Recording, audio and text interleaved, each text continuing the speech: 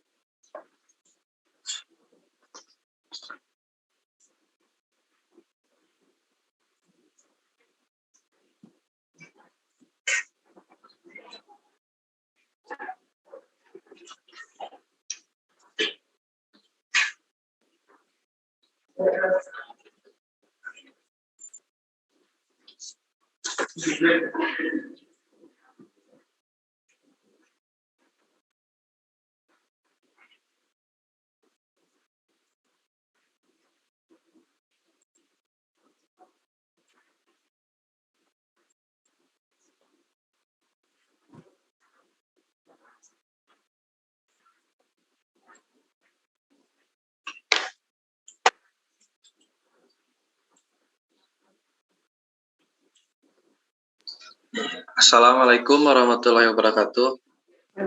Waalaikumsalam warahmatullahi wabarakatuh. Assalamualaikum warahmatullahi wabarakatuh. Kenalkan, kami dari kelompok 8 dan di sini saya akan mempresentasikan hasil diskusi kelompok kami tentang routing dinamis, OSPF dan BGP. Untuk kelompok 8 anggotanya yaitu ada Ishak Hanan Mugianto, NPM 059, Muhammad Saifullah 079, dan saya sendiri Ersa Nurfalah 080, dan Khairul Sabil 099.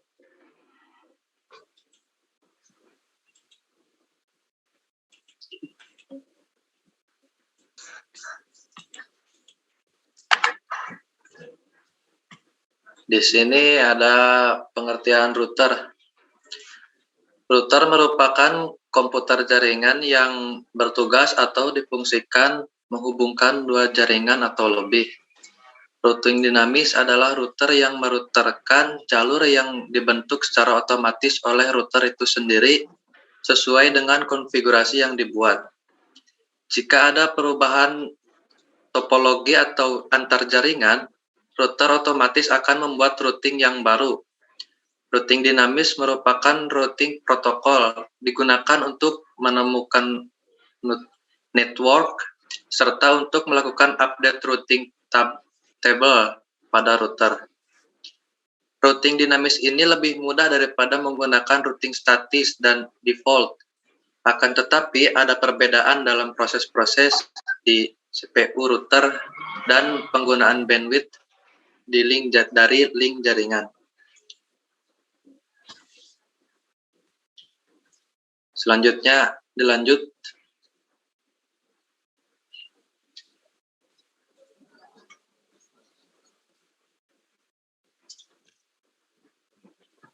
Untuk saudara Mas Saifullah. Keuntungan dan kerugian routing dinamis.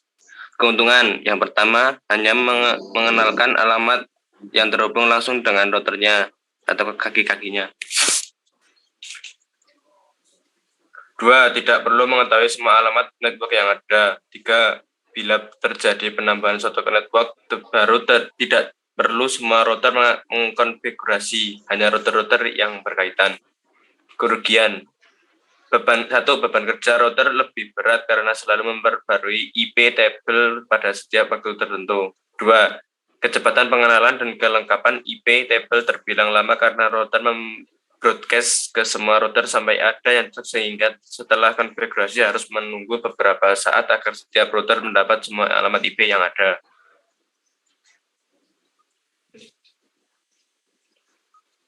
Ciri-ciri routing dinamis. 1. Router berbagi informasi routing secara otomatis. 2. Jumlah gateway sangat banyak. 3. Routing tabel dibuat secara dinamik. 4. Membutuhkan protokol routing. Jenis-jenis routing dinamik. 1.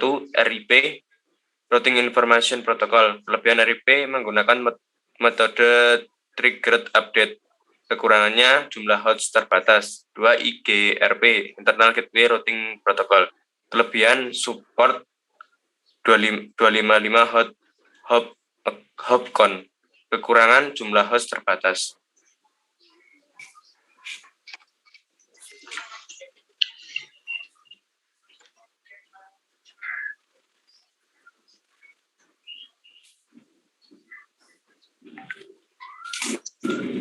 Yang ketiga, EIGRP, Enchanted Internal Gateway Routing Protocol. Kelebihan melakukan konvergensi secara tepat ketika menghindari loop.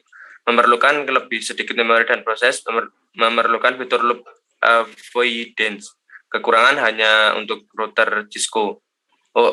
Yang keempat, OSPF, Open Shortest Path First. Kekurangan membutuhkan basis yang besar, lebih rumit.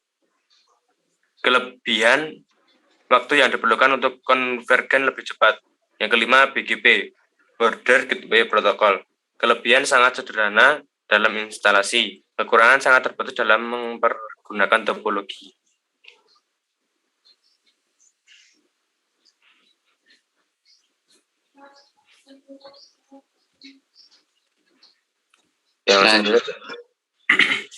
Selanjutnya adalah OSPF. OSPF adalah sebuah protokol standar terbuka yang telah diimplementasikan oleh sejumlah vendor jaringan. Jika Anda memiliki banyak router dan jika semuanya adalah Cisco, maka Anda tidak dapat menggunakan EIGRP. Jadi pilihan Anda tinggal RIP V1, RIP V2, atau OSPF.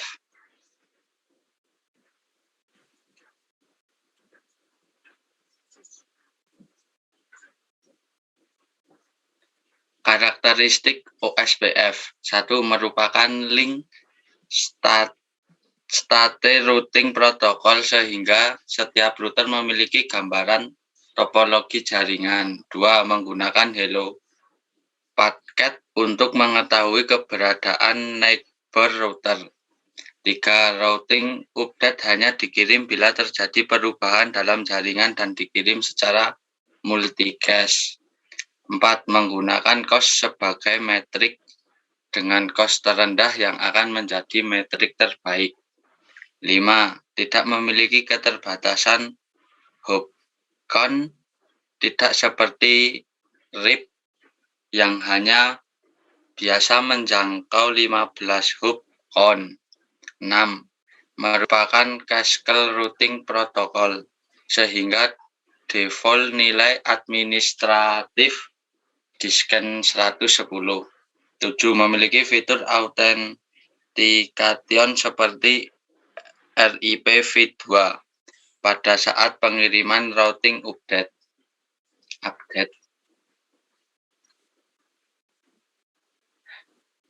BGP merupakan salah satu jenis routing protokol yang ada di dunia komunikasi data. Sebagai sebuah routing protokol, BGP memiliki kemampuan melalui pengumpulan root, pertukaran root, dan menentukan route terbaik menuju ke sebuah lokasi dalam jaringan.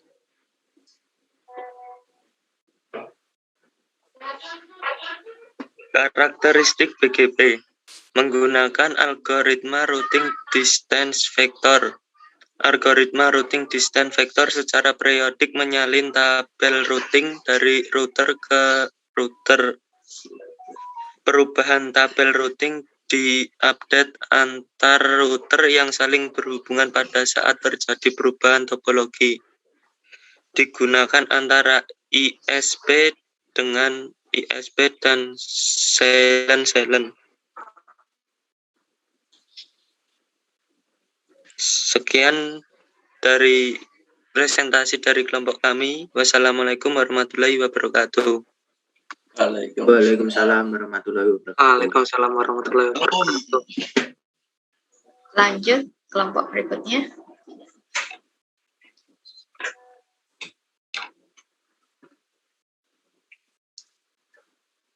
Sumpah prosesif banget. Guyu ngakak.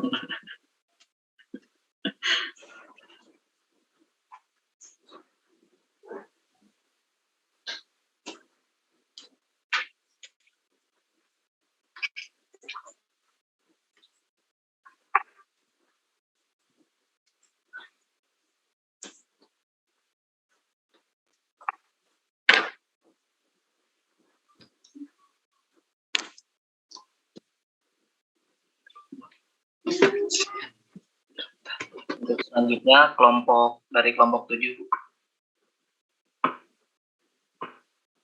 Bentar saya share screen. Oh, udah Vincent.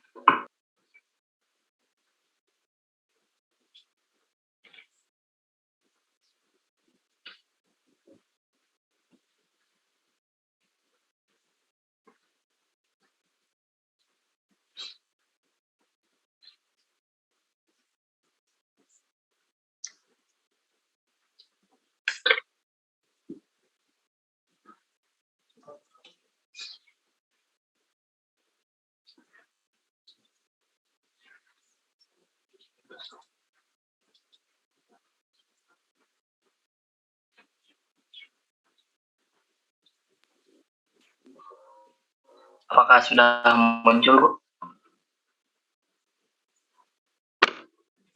Sudah. Assalamualaikum warahmatullahi wabarakatuh. Waalaikumsalam. Kelompok 7 dengan anggota Rizal Mustafa dengan nomor mahasiswa 013, kemudian ada Yoni Firmanto 091, dan satu lagi Jansen Ezekiel Lumbantobi 098. Di sini kita akan presentasi tentang routing dinamis yang mencakup OSPF dan BGP.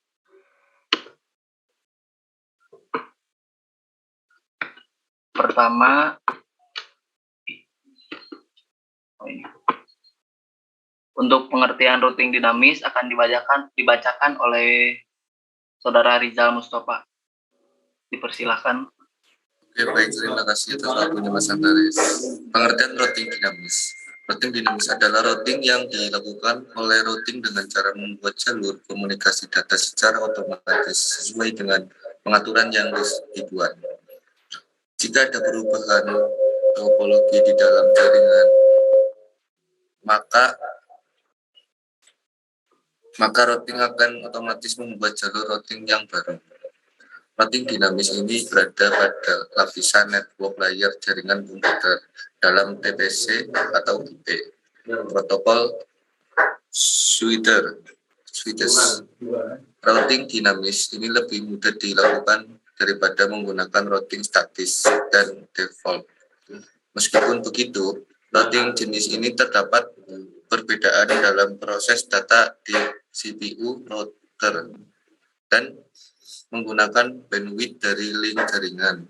Routing dinamis adalah mekanisme di mana sebuah mesin bisa menemukan untuk kemudian berhubungan dengan mesin lain, diperlukan sebuah proses routing. Distro BSD mendukung dengan routing Belmont standar routing atau misal gated dalam hal yang lebih kompleks, atau secara mudah router dapat dikatakan menghubungkan sebuah jaringan yang berbeda, tepatnya mengarahkan route yang terbaik untuk mencapai network yang diharapkan. Kemudian untuk bagian jenis-jenis protokol routing dinamis yang dibacakan oleh Mas Jansen.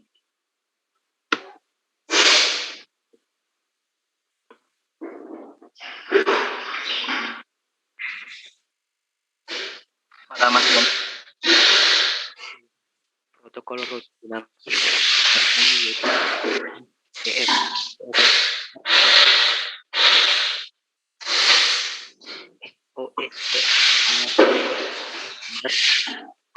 Dibuka yang telah jumlah vendor jaringan. Jika Anda memiliki banyak router, dan tidak semuanya ada TISCO, maka Anda tidak dapat menggunakan EIGRP. Jadi pilihan Anda tinggal RIP versi 1, RIP versi 2, dan OSPF. Jika itu adalah jaringan besar, maka pilihan Anda satu-satunya hanyalah OSPF. Atau suatu jaringan yang disebut router distribution atau sebuah layanan penerjemahan antar jaringan atau router protokol. OSPF bekerja dengan sebuah algoritma yang disebut algoritma Dijkstra. Sebuah pohon jalur terpendek atau shortest path tree akan dibangun, dan kemudian router table akan diisi dengan jalur-jalur terbaik yang dihasilkan dari pohon tersebut. OSPF hanya mendukung router IP saja. Selain itu, OSPF juga merupakan routing protokol yang berstandar terbuka. Maksudnya adalah routing protokol ini bukan diciptakan dari vendor manapun. Dengan demikian, siapapun dapat menggunakannya, perangkat manapun dapat kompatibel dengannya, dan dimanapun router protokol ini dapat diimplementasikan.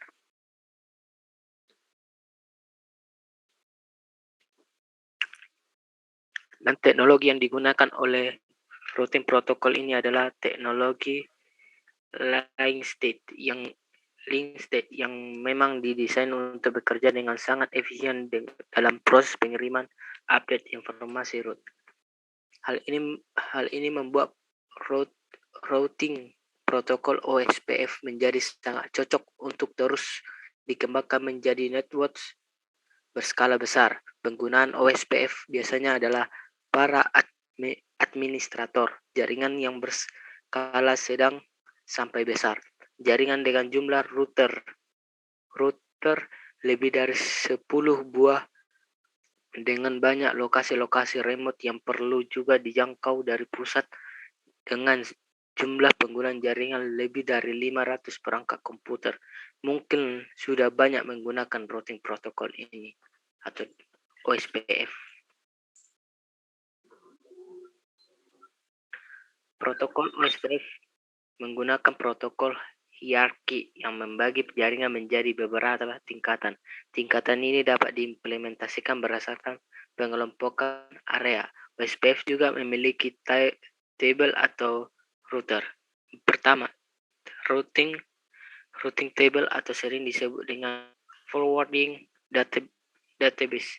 Database berisi lowest cost. Untuk mencapai network lain, perlu kita ketahui setiap router mempunyai routing table yang berbeda-beda. 2. Adjacency. Database berbeda-beda dengan table routing tadi. Pada database ini berisi sebuah informasi routing tetangganya. Dan setiap routing juga memiliki adjacency database yang berbeda. 3. Topological database.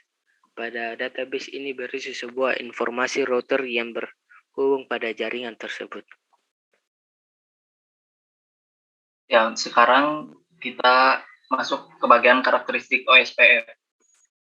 OSPF yang pertama itu merupakan link state routing protokol, sehingga setiap router memiliki gambaran topologi jaringan. Yang kedua, menggunakan hello packet untuk mengetahui keberadaan router tetangga atau neighbor router. Kemudian yang ketiga, routing update hanya dikirimkan bila terjadi perubahan dalam jaringan dan dikirim secara multicast. Yang keempat, dapat bekerja dengan konsep hierarki karena dapat dibagi berdasarkan konsep area. Yang kelima, menggunakan cost sebagai metrik dan cost terendah yang akan menjadi metrik terbaik. Yang keenam, tidak memiliki keterbatasan hop count, tidak seperti RIP yang hanya bisa menjangkau 15 hop count. Yang ketujuh, merupakan classless routing protocol. Yang kedelapan, secara default nilai administratif distance 110. Yang kesembilan, memiliki fitur authentication pada saat pengiriman routing update. Untuk kelebihan dan kekurangan OSPF adalah sebagai berikut. Untuk kelebihannya, OSPF ini menggunakan pembagian jaringan berdasarkan konsep area-area. Konsep jaringannya yang hierarki sehingga membuat proses update informasinya lebih termanajemen dengan baik. Ada juga sistem update informasi routing yang cukup teratur.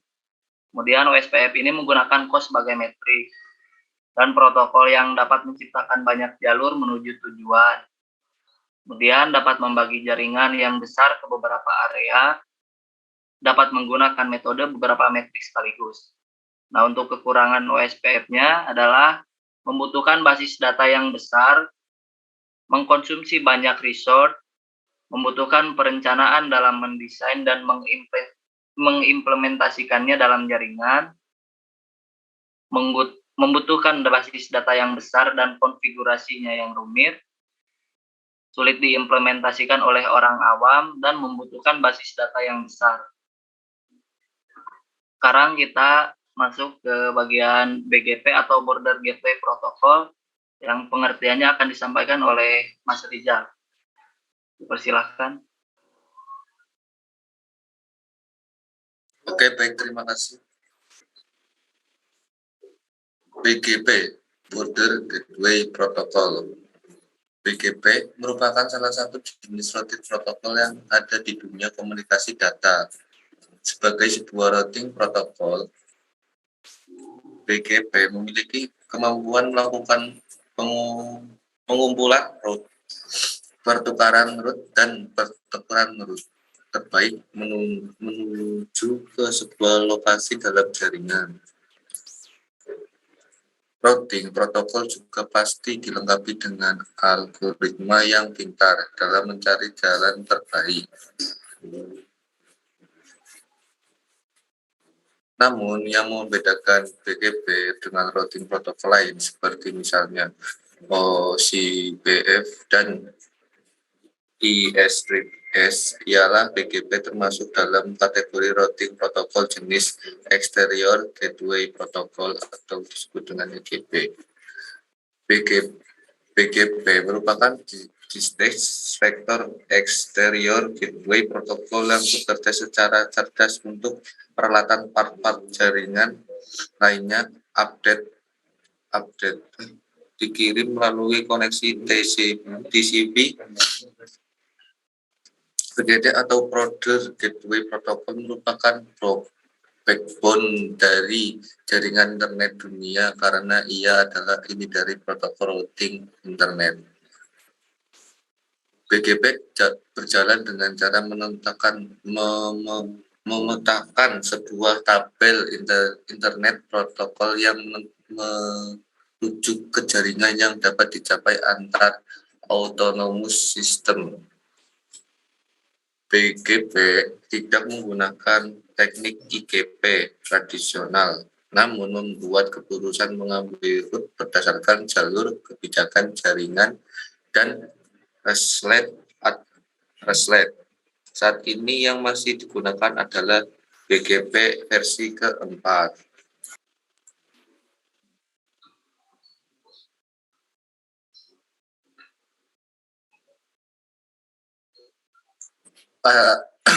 Karakteristik BGP.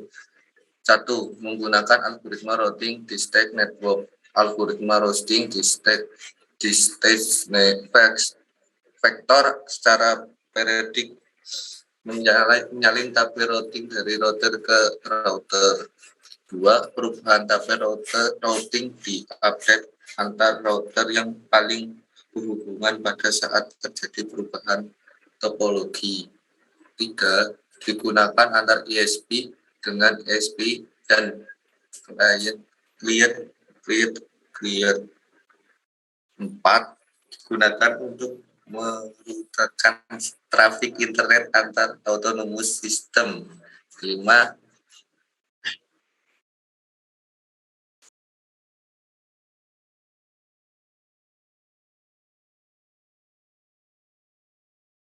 Halo, Mas Andres.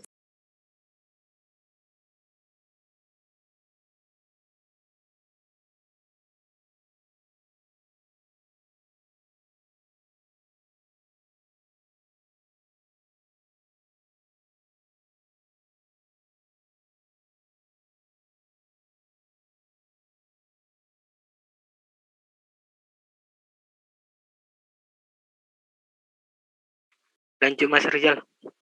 Oke, terima kasih. 5. BGP adalah part vector routing protokol dalam proses menentukan rute-rute terbaik, selalu mengacu kepada part yang terbaik dan terpilih yang didapat dari router BGP yang lain. Router BGP membangun dan menjaga koneksi antar menggunakan port 1797, koneksi antar pair dijaga dengan menggunakan sinyal capability secara periodik. 8. Metrik atau disebut atribut untuk menentukan rute terbaik sangat kompleks dan dapat dikondisikan dengan fleksibel. 9. BGP memiliki routing tabel sendiri yang biasanya memuat per-speak router yang diterima dari router BGP lain.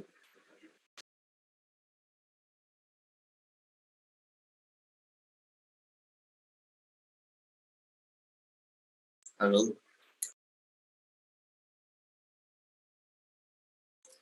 BGP merupakan sistem antar autonomous routing protocol. Apa itu sistem autonomous? Sistem autonomous adalah kelompok jaringan diatur dengan administrasi kebijakan routing umum. Cara kerja protokol ini adalah menukarkan informasi routing untuk menghubungkan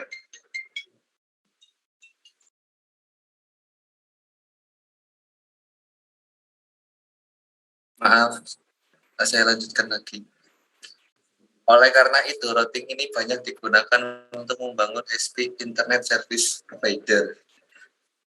Pelanggan jaringan yang menggunakan protokol RIP atau OSPF yang sering dipakai di perusahaan maupun organisasi ketika hendak menghubungkan dengan ISP harus menggunakan protokol BGP sebagai alat pertukaran pelanggan dengan ISP.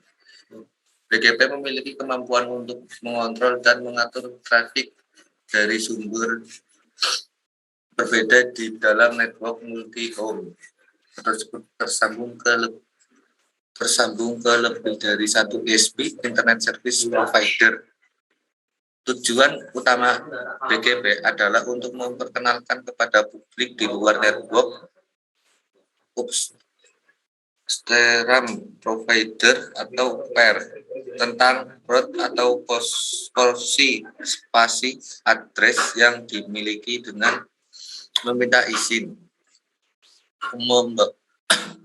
membawa dalam ke suatu spasi address tujuan tersebut mengadrestis. Oke. Karena moderator kami ngelek-ngelek jaringannya, sekarang dilanjutkan oleh Mas Yoni.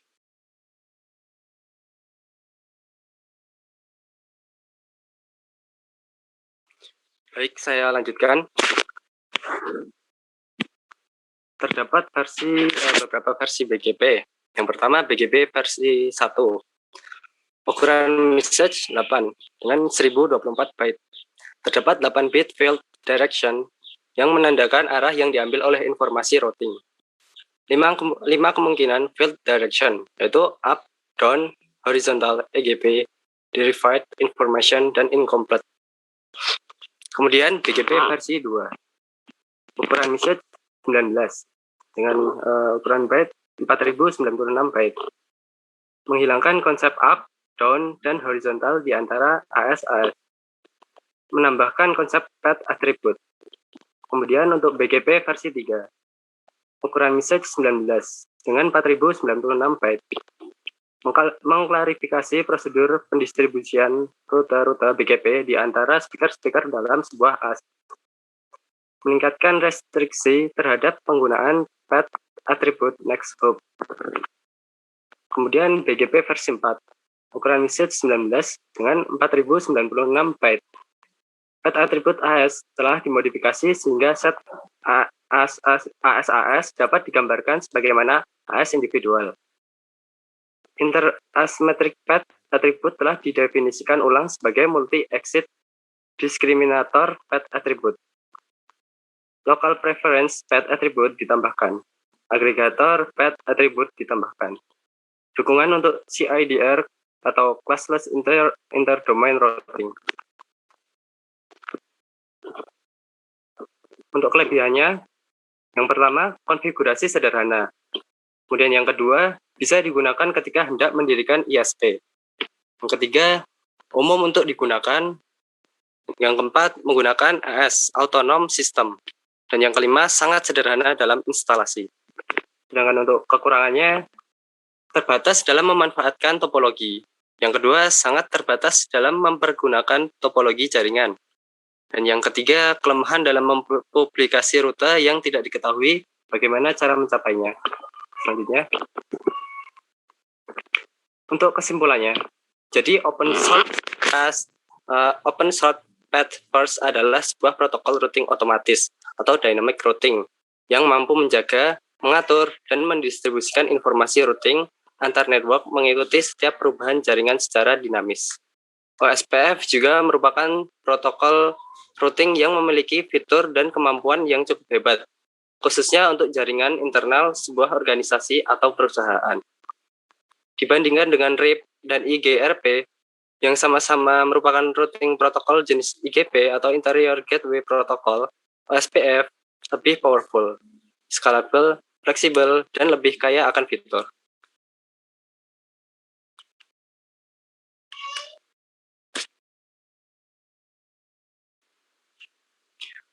Routing dinamis memiliki beberapa keunggulan. Di antaranya, yang pertama, hanya mengandalkan alamat yang terhubung langsung dengan routernya, atau jaringan yang berada di bawah kendali router tersebut.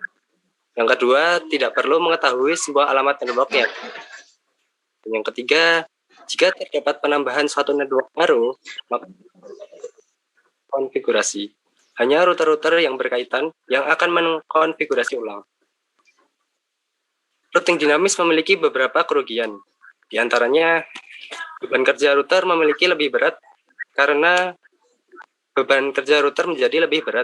selalu memperbarui IP table pada setiap waktu tertentu. Kecepatan pengenalan dan kelengkapan IP table memakan waktu lama karena router akan melakukan broadcast ke semua router sampai ada IP table yang cocok. Setelah konfigurasi selesai, router harus menunggu beberapa saat agar setiap router dapat mendapat semua alamat IP yang tersedia.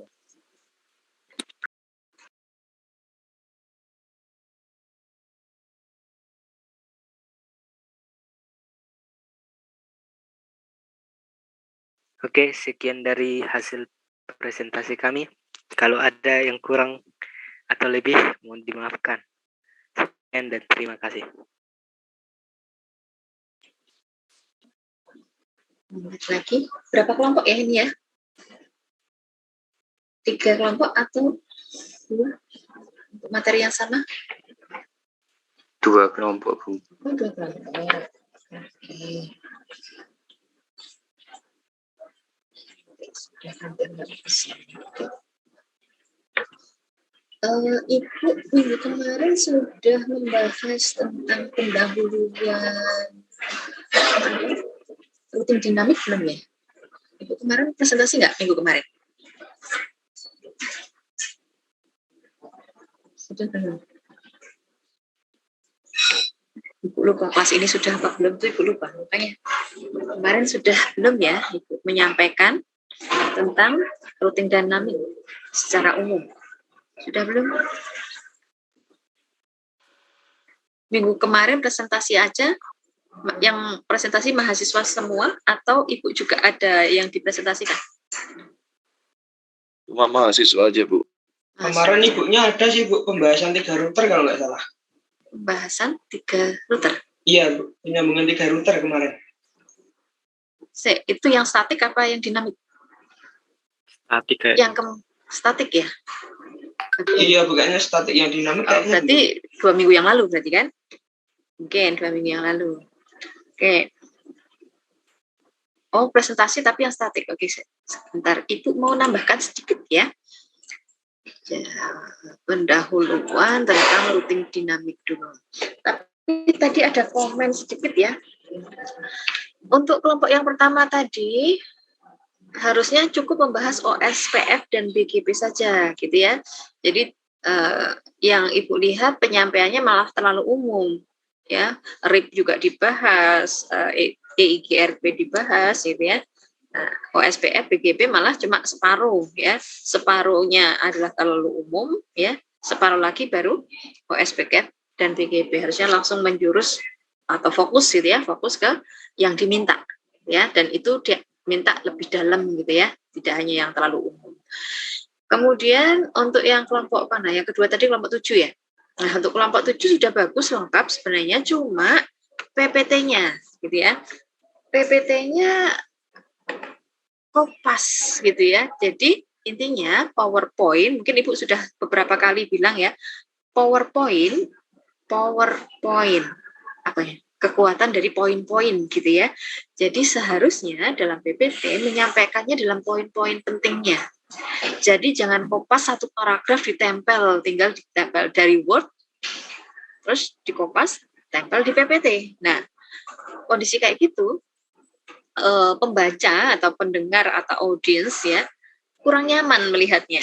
Ya, satu slide itu full satu paragraf tulisan semua ya, sebaiknya dipecah-pecah menjadi poin-poin penting gitu ya. Makanya itulah istilahnya PowerPoint, itu kan kekuatan dari poin-poin itu. Kemudian keterangannya mungkin nanti dimodifikasi gitu ya dari kita. Oke. Tapi kalau memang itu penting disampaikan ya ditulis semuanya ya, yang modifikasinya sedikit lah atau pengembangannya sedikit disampaikan gitu ya. Ibu akan membahas sedikit tentang pendahuluan dari routing dinamik. Jadi, routing dinamik, jadi beberapa minggu yang lalu, 2 minggu yang lalu kita sudah membahas routing statik ya. Kalau routing statik itu berarti administrator jaringan itu harus mengkonfigurasi manual di setiap routernya, gitu ya, mengkonfigurasi manual setiap router. Dan artinya administrator jaringan harus tahu semua topologi jaringan itu, dan dia harus menganalisis jaringan yang jauh bagi router tersebut. Seperti kemarin kita membahas ada 3 buah router, gitu ya. Nah, ketika konfigurasi di router 1, maka administrator jaringan harus mendeteksi, harus menganalisis mana jaringan yang jauh dari router 1. Itulah yang dikonfigurasikan di router tersebut. Ya. Berbeda dengan dynamic routing. Untuk dynamic routing dinamik ini lebih sederhana. Artinya tetap konfigurasi, tapi yang dikonfigurasi adalah jaringan yang terkonek langsung dengan router itu. Ya, directly connected network. Jadi nggak perlu lihat yang jauh-jauh, cukup yang terkonek langsung dengan router itu apa, kemudian disetting routing protokol yang ingin dipakai apa. Misalnya router RIP, berarti dia menggunakan RIP. Router OSPF, maka yang dia pakai adalah protokol OSPF, kan gitu ya. Nah, kemudian langsung network apa. Ya, artinya itulah yang jaringan yang terkoneksi langsung dengan. Yang membedakan hanya itu. Hanya jaringan yang terkoneksi langsung dengan dia, terus mau pakai apa? RIP, OSPF, atau EIGRP, nah itu hanya ditulis di atasnya, router ESPF, OSPF, router EIGRP, router RIP, gitu ya. Itu yang dituliskan, kemudian menuliskan jaringan yang terkoneksi langsung dengan dia. Setelah itu, antar router akan saling tukar-menukar informasi. Itu yang terjadi pada dynamic routing. Demikian juga ketika ada perubahan jaringan. Maksudnya perubahan jaringan, misalkan ada jaringan yang rusak, gitu ya, atau drop. Atau mungkin ada jaringan yang baru. Nah, informasi yang baru atau perubahan topologi ini, router-router itu akan saling mengupdate tabel routingnya. Jadi tidak perlu administrator jaringan yang bekerja. Ya, routernya sudah otomatis, sudah pinter. Berbeda dengan static routing. Untuk static routing, misalkan ada tambahan baru, maka administrator jaringan harus konfigurasi nambah satu-satu lagi. Misalnya satu tambahan ya, maka dia harus konfigurasi manual di setiap router yang ada. Itu susahnya kalau static routing. Maka static routing ini bisa dikatakan cocok untuk jaringan yang kecil. Nah, bisa dilihat kapan static routing cocok dipakai, kapan dynamic routing cocok dipakai ya. Ada beberapa keunggulan dan kekurangan masing-masing. Ya. Nah, lanjut ini adalah beberapa evolusi gitu ya, perjalanan mana dari mungkin versi yang awal sampai versi yang sekarang gitu ya. Di sini bisa kita lihat awalnya IGP tahun 82, kemudian IGRP. IGRP ini kemudian diperbaharui menjadi EIGRP tahun 92 gitu ya. Nah, memang dikatakan kekurangan dari EIGRP ini adalah khusus untuk router Cisco. Artinya kalau misalnya router kita pakai Mikrotik atau pakai yang lain ya, merek lain, maka tidak bisa menggunakan EIGRP ya. Ini khusus punya Cisco, kekurangannya begitu. Nah, kemudian ada RIP versi 1, ada RIP versi 2. RIP versi 1 ini masih kelas full, tidak mendukung classless. RIP versi 2 mendukung classless ya, IP versi 4 yang mendukung classless. Kemudian RIP NG ini yang mendukung IP versi 6 ya. Kemudian OSPF juga demikian, ada beberapa versi, BGP juga demikian, ada IS juga ya. Nah, di sini klasifikasinya. Ada istilah interior gateway protocol, ada exterior gateway protocol. Ya, nanti akan kita bahas bahwa ada AS tadi sudah dibahas. AS itu adalah autonomous system ya. Nah, jadi kumpulan beberapa router yang di bawah administrasi yang sama, misalkan dalam satu perusahaan tertentu, itu berarti satu AS, bisa dikatakan seperti itu. Nah, kalau di dalam satu AS, maka protokol yang dipakai istilahnya interior gateway protocol di dalam satu buah AS. Tapi kalau antara AS yang berbeda, dinamakan exterior gateway protocol. Ya. Kemudian interior gateway protocol itu dibagi dua tipe, yaitu distant vector routing protocol dan link state routing protocol. Yang menggunakan distant vector yaitu RIP ya. EIGRP ini sebenarnya campuran antara distant vector dan link state gitu ya, bisa dikatakan seperti itu. Dan ini mempunyai kemampuan yang bagus gitu ya, EIGRP. Kemudian yang link state tadi yang dibahas OSPF, dan ini tadi yang exterior gateway protocol itu kita membahas BGP gitu. Jadi kalau kita buat dalam bentuk bagan gitu ya, dynamic routing itu dibagi dua, yaitu interior gateway protocol dan exterior gateway protocol. Untuk exterior yang dipakai protokolnya adalah BGP. Ya. Untuk interior ada dua macam tipe lagi, ya. Ada distant vector routing protocol dan ada link state protocol. Distant vector yang menggunakan distant vector RIP dan EIGRP, tapi EIGRP itu ada tambahan sedikit ya. Jadi seolah-olah campuran ya, distant vector yang sudah diperbaiki lagi gitu ya. Ada link state-nya sebenarnya sedikit di sini. Link state sendiri ada dua, OSPF dan IS. Jadi routing dinamik tadi begitu di-on-kan ya, masih kosong awalnya, yang dia kenali hanya apa? Jaringan yang terkoneksi langsung dengan router tersebut ya. Misalnya R1 dia akan mengenali jaringan ini dan jaringan ini.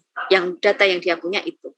Yang disetting atau dikonfigurasi oleh administrator jaringan memang jaringan yang terkoneksi langsung dengan dia, dan dia memakai protokol apa? Ya, protokol routing yang dipakai apa? RIP, EIGRP atau OSPF atau BGP gitu. Nah, ini ada animasinya begitu ya. Ya, ini akan mengupdate secara otomatis. Router 2 mengirim ke tetangganya. Router 3 juga akan mengirim, masing-masing mengirim tabel routing ke tetangganya. Ya. Nah, nanti kalau sudah konvergen istilahnya, atau sudah selesai semua router sudah saling tukar-menukar informasi routing tabel, maka jaringan itu baru bisa digunakan. Ya. Ini untuk awal, mereka butuh waktu untuk saling tukar-menukar routing tabel. Oke. Jadi apa yang disebut dengan protokol routing? Di sini protokol routing adalah seperangkat proses algoritma atau pesan yang digunakan untuk bertukar informasi routing, ya, mengisi tabel routing dan pilihan jalur terbaik protokol routing. Ya. Tujuannya apa? Ada protokol routing. Tujuannya menemukan remote network, jaringan yang jauh, gitu ya, menemukan alamat jaringan yang jauh, kemudian mempertahankan informasi perutan terkini, memilih jalur terbaik, dan menemukan jalur terbaik baru jika ada jaringan yang tidak lagi tersedia. Ya, yang jelas akan selalu update, gitu ya. Entah itu jaringannya baru itu adalah drop atau memang jaringan baru yang ditambahkan, gitu ya. Nah, kalau jaringan yang drop maka jalur yang tadi sudah disetting, kalau mau ke B maka lewatnya jalur ini, tapi karena jalurnya tadi rusak maka ada jalur dicarikan jalur yang lain. Seperti itu. Itu tugas dari routing protokol. Ya. Menentukan remote network. Remote network itu berarti jaringan yang tidak langsung terkoneksi dengan router tersebut, gitu ya.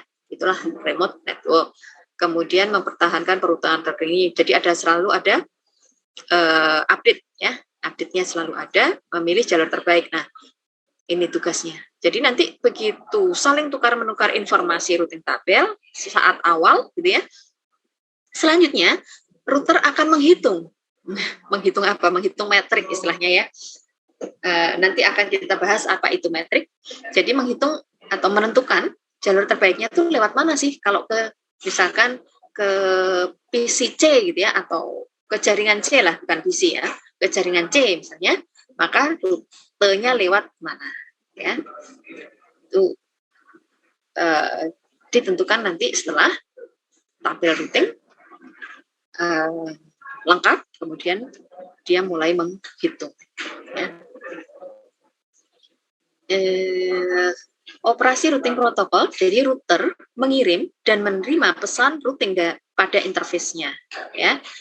Kemudian router berbagi pesan routing dan informasi routing dengan router lain menggunakan protokol routing yang sama. Ya. Kemudian router bertukar informasi routing untuk belajar tentang jaringan jarak jauh atau remote network.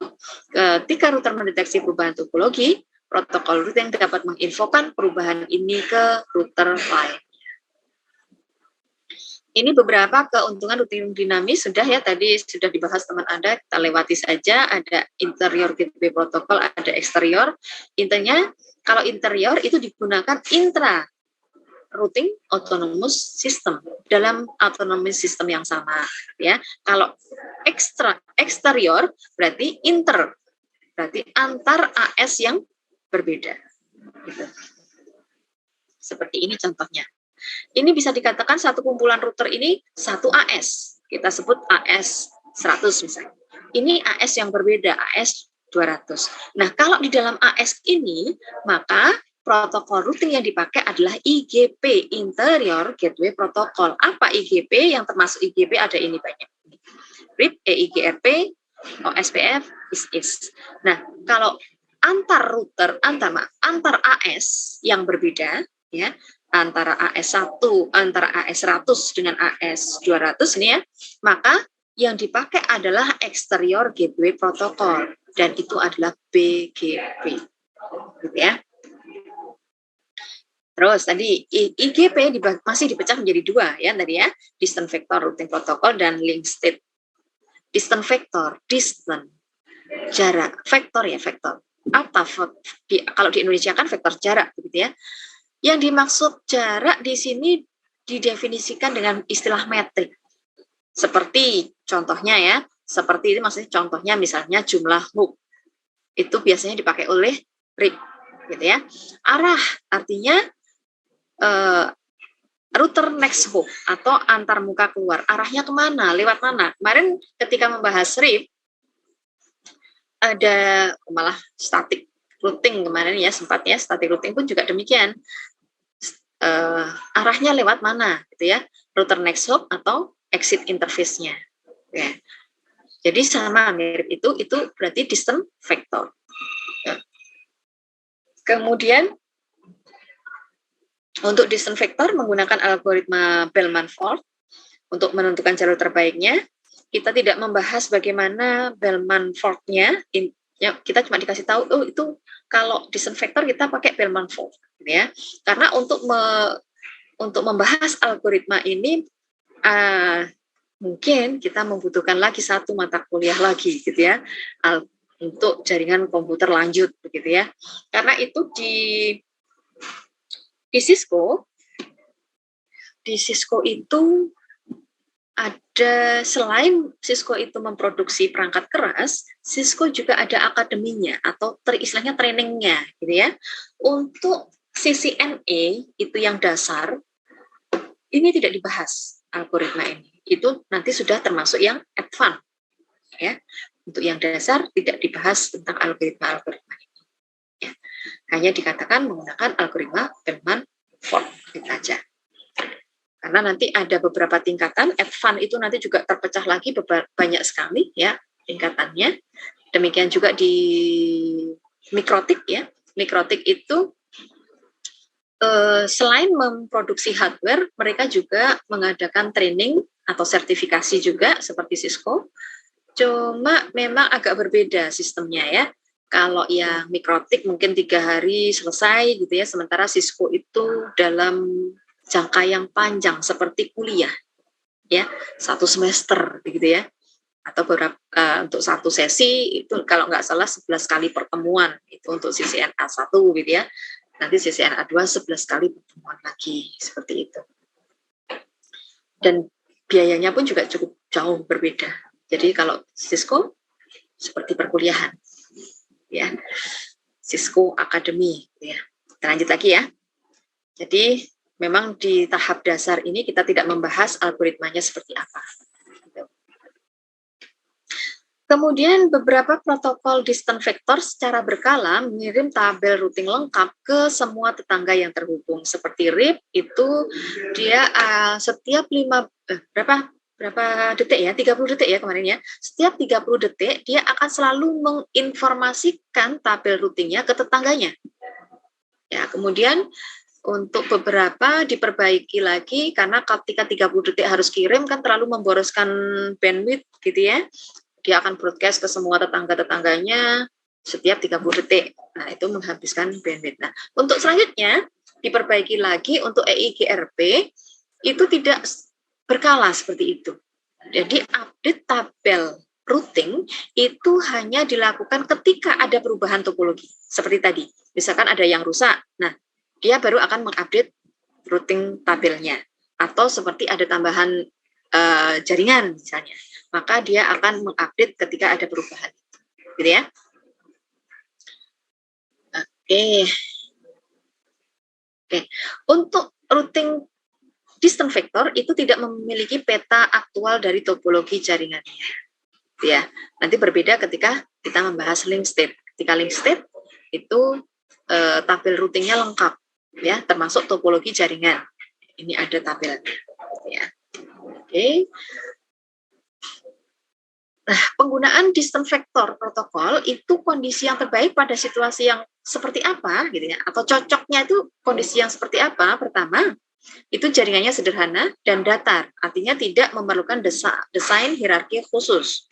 Kemudian, administrator jaringan tidak memiliki pengetahuan yang cukup untuk mengkonfigurasi dan memecahkan masalah protokol link state. Ya sudah, kalau nggak bisa link state ya otomatis distant vector lebih sederhana, gitu ya. Kemudian yang ketiga, waktu konvergensi tidak menjadi perhatian. Jadi tadi, seperti tadi, waktu konvergensi adalah waktu yang digunakan untuk router saling tukar-menukar informasi tabel routingnya sampai fix semuanya sudah selesai, ya. Itu waktu konvergensi. Nah, ketika waktu konvergensi itu nggak masalah, lama gitu ya, tidak ada masalah, maka distant vector ini cocok. Tapi kalau yang ingin waktu konvergensinya singkat, nah jangan pakai yang distant vector, kan gitu ya. Nah, yang ini operasi link state protokol itu cocok itu kita bahas tentang operasinya. Router yang dikonfigurasi dengan protokol routing link state itu dapat membuat tampilan lengkap. Tampilan lengkap itu bukan berarti dalam bentuk gambar gitu ya, makanya ini dikasih apa itu tanda kutip gitu ya, tapi berbentuknya nanti tabel ya. Tampilan lengkap atau topologi jaringan dengan mengumpulkan informasi dari semua router lainnya.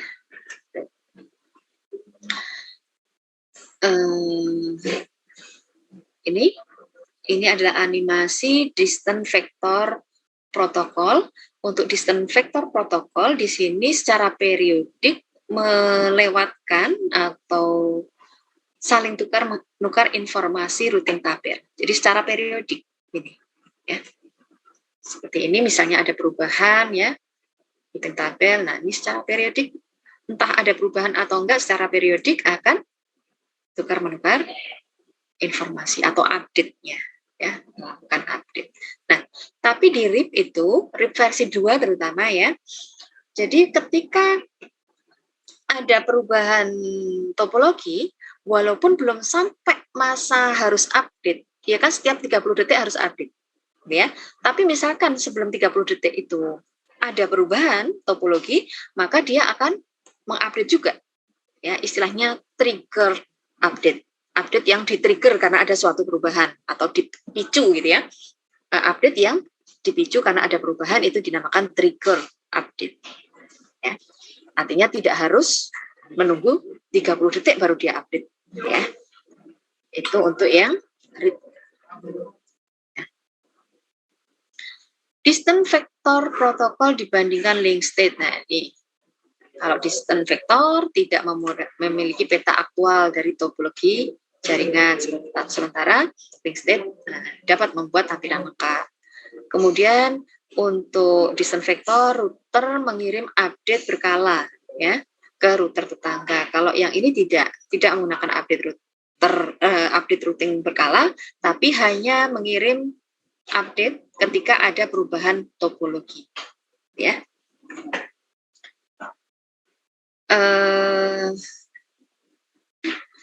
Ini contohnya link state protocol mengirim ya melewatkan update jika ada perubahan ya, ada perubahan status istilahnya. Seperti ini misalkan ada di sini jaringannya rusak ya, ini down. Ketika jaringannya down, maka R1 mendeteksi oh sebelah saya ini down ini linknya, maka saya harus menginformasikan ke router tetangganya ya, yang R1 mengirim ke R2 misalnya dan R2 mengirimkan ke router tetangganya juga. Ya, itu terjadi ketika ada perubahan topologi.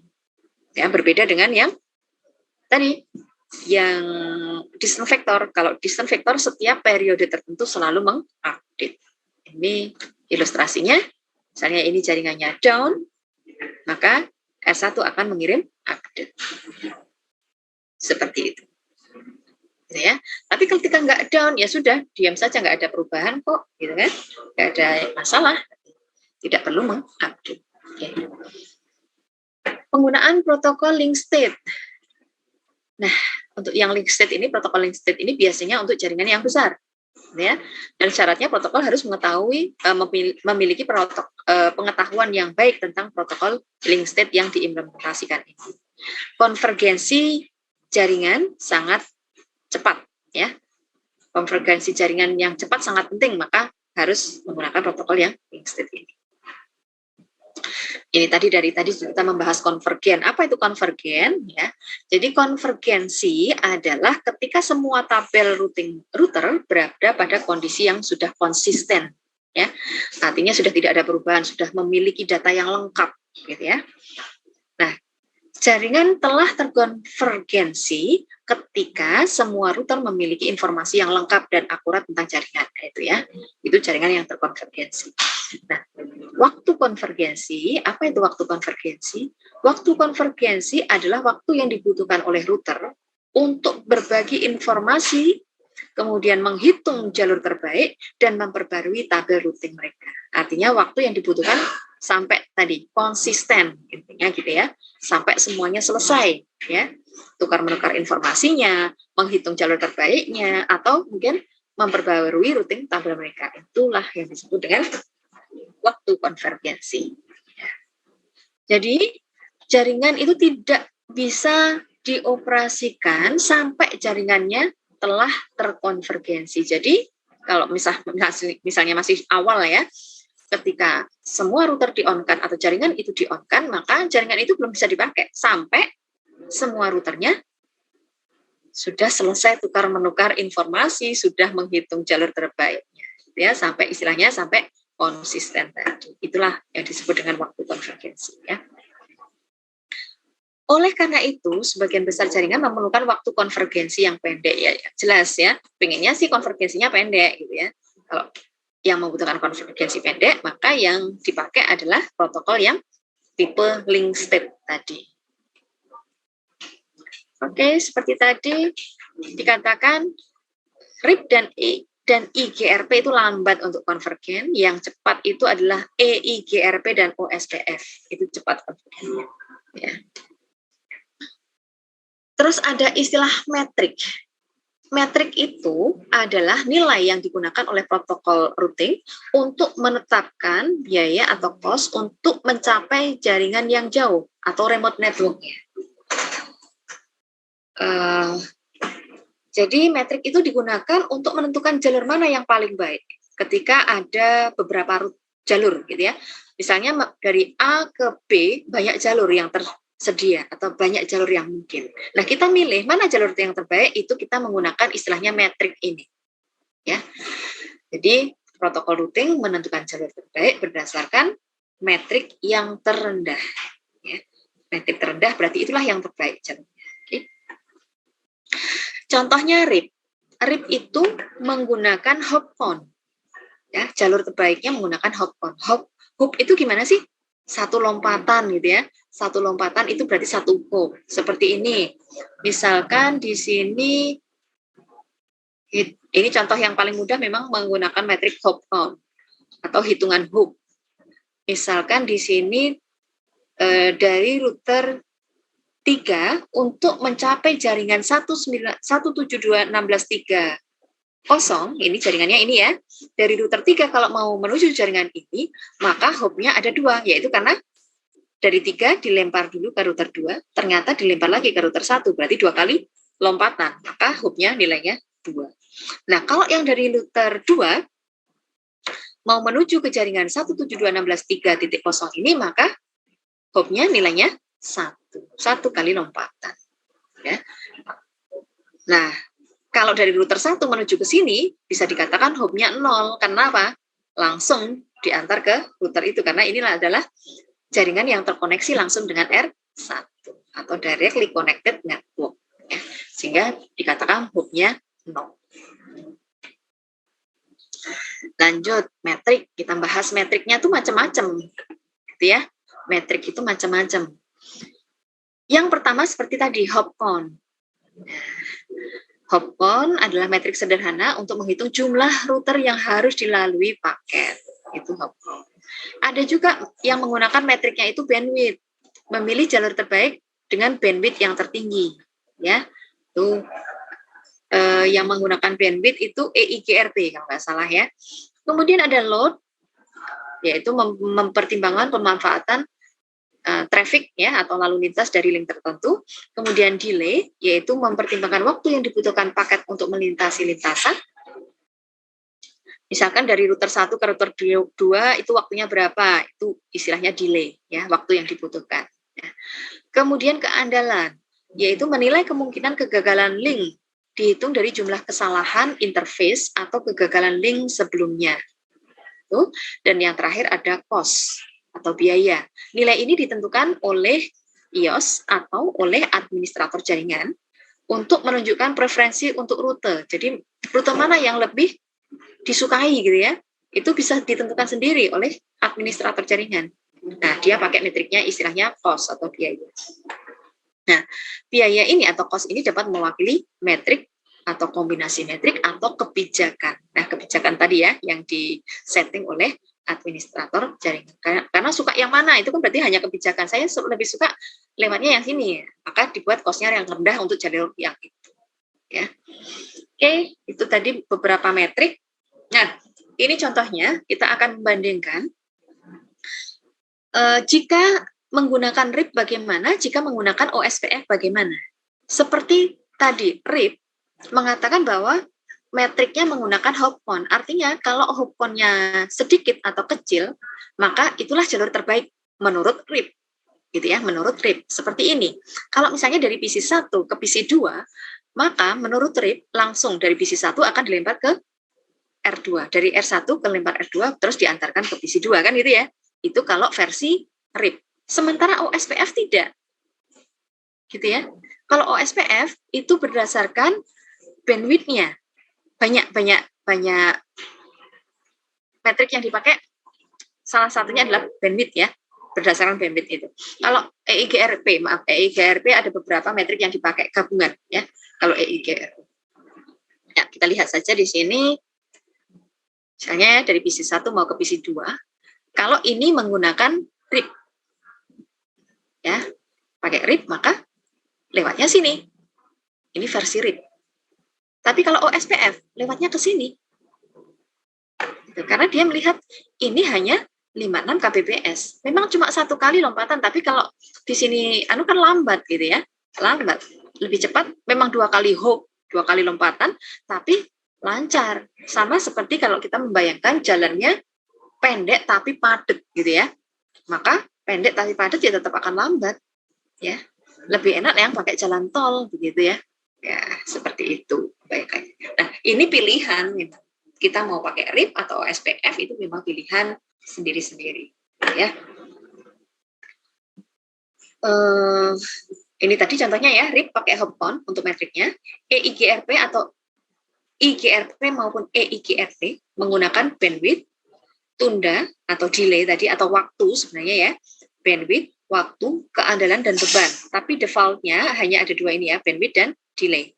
Ya, kadang-kadang ditambahkan ini. Ya, karena ini keandalan ini kan berdasarkan harus menambahkan istilahnya record ya, record yang sering rusak tuh yang mana ya, gitu. Jangan lewat yang situ ya, seolah-olah begitu. Keandalan itu harus ada recordnya berdasarkan pengalaman masa lalunya ya. Beban berarti dia melihat di situ penuh apa tidak gitu ya. Lagi penuh jangan lewat situ. Tapi yang defaultnya ini bandwidth dan delay. Kemudian untuk IS dan OSPF itu menggunakan metriknya biaya atau cost tadi. Ya. Jadi jalur yang dipilih itu adalah rute dengan biaya yang terendah. Sama, RIP memilih hop, jumlah hop yang terendah. Sama, semuanya yang terendah. Gitu ya. Metrik terendah itulah yang terbaik. Gitu ya. Load balancing. Ada istilah load balancing. Jadi gini, bagaimana kalau ada 2 jalur, metriknya itu sama. Misalnya ya, ada dari A ke B, itu ada 4 jalur misalnya. Ada 4 jalur yang mungkin untuk dari A ke B. Tapi, dari 4 jalur tadi, ada 2 ternyata yang metriknya sama. Terus bagaimana? Gitu ya. Nah, kalau metriknya sama seperti itu, mana yang dipakai? Router tidak hanya memilih 1 rute, tapi apa? Dua-duanya dipakai bisa. Gitu ya. Karena kan seperti kita bahas kemarin, paket data itu kan dipecah-pecah menjadi, atau istilahnya apa? Bukan fragmentasi tapi apa? Segmentasi ya. Kan disegmentasi ya. Satu paket data yang besar mesti disegmentasi. Nah, segmentasi itu bisa melewati banyak jalur gitu ya. Nah, apalagi seperti tadi kalau cost-nya memang sama, metriknya ya. Metriknya sama ya. Maka bisa melewati, dua-duanya bisa dilewati, atau beberapa, bukan hanya 2 misalnya, nggak apa-apa, itu bisa dilewati semuanya. Seperti contoh di sini, misalnya dari PC2 ingin mengirim ke PC5, jalur di sini bisa lewat jalur mana saja. Dari R2 bisa ke R1, kemudian ke sini gitu ya, atau dari R2 dilemparnya ke R3 ke sini. Metriknya sama, karena dalam misalnya ini pakai apa nih? RIP misalnya, hopnya kan 1 hop aja. Ini juga 1 hop. Sehingga bisa dikatakan sama metriknya. Terus bagaimana? Ya sudah, dilewatkan kedua-duanya, gitu ya. Misalnya dari sini, nah, lewatnya bisa dua-duanya. Gitu. Ya, itu load balancing. Jadi bebannya dipecah ya, biar balance gitu ya istilahnya. Oke. ada istilah administrative distance. Administrative distance istilahnya untuk saran gitu ya. Untuk saran routing mana yang dipakai, sumber routing mana yang disarankan, gitu ya. Nah, misalkan di sini, jadi administrative distance itu nilainya dari 0 sampai 255. Kalau administrative distance-nya 0, itu artinya yang paling disukai atau yang paling disarankan, gitu ya. Tapi kalau administrative distance-nya 255, berarti itu adalah rute yang tidak disarankan, yang tidak dipercaya, gitu ya. Jadi 0 sampai 255, 0 itu yang paling disarankan, 255 itu paling tidak disarankan, ya. Diprioritaskan sesuai urutan nanti. Dipakai untuk apa? Di sini AD itu dipakai untuk menyarankan protokolnya, protokol routingnya, gitu ya. Di sini EIGRP itu mempunyai AD nilainya 90. RIP mempunyai AD 120. Jadi ketika ada satu router, di sini kebetulan dia istilahnya apa ya? Overlap gitu ya, overlap yang di sisi ini dia menggunakan EIGRP, yang di sini misalkan menggunakan RIP, begitu ya. Terus bagaimana? Nah, ketika misalkan di sini PC2 ingin ke PC5, ya, maka datanya akan didapat dari R1 maupun R3. R1 memberikan informasi ke R2 bahwa dia menggunakan EIGRP dan AAD-nya 90. Sementara R3 mengatakan ke R2 bahwa dia menggunakan RIP dan mempunyai AD 120. Nah, di sini maka ketika PC2 ingin mengirim ke PC5, sampai ke PC2 sampai ke R2 ini dia akan melihat mana yang mempunyai AD yang lebih rendah. Oh, EIGRP. Oh ya udah, maka dilewatkan lewat R1. Ya. Tapi kondisi seperti ini jarang artinya seperti ini. Satu router tapi pakai dua protokol yang berbeda. Biasanya satu kelompok saja pakainya sama, ya. Seperti tadi autonomous system. Satu kelompok router biasanya menggunakan istilahnya routing protokol yang sama. Seperti itu biasanya. Ya, karena satu administrator gitu ya. Biasanya sama. Oke, seperti tadi RIP 120, EIGRP 90. Kemudian kalau AD untuk directly connected itu 0 dan static root itu adalah nilainya 1. Ya. Oke, selesai. Oke, saya khawatir ini kan 2 SKS ya. Bisa diskusi nggak ya? Seperti kemarin nggak diskusi juga ya? Aduh. Kita sampai jam berapa nih? Sampai jam 14.20. 14.30. Tinggal 20 menitan. Kira-kira cukup nggak untuk diskusi? Oke, kita buka aja satu kelompok satu pertanyaan aja ya. Biar ada diskusinya lah. Oke, satu kelompok satu. Supaya bisa berdiskusi. Oke. Sekarang kita masuk ke mana? Grup A. Yang kemarin juga belum berdiskusi ya terpaksa kemarin di skip ya.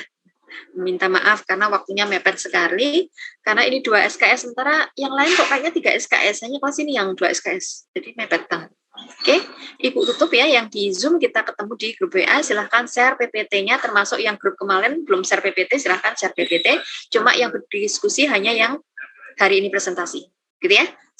Berarti hanya 2 pertanyaan saja ini ya, karena mepet sekali. Yuk, silahkan ditunjuk moderatornya, kita berdiskusi. Oke, Ibu tutup untuk yang Zoom.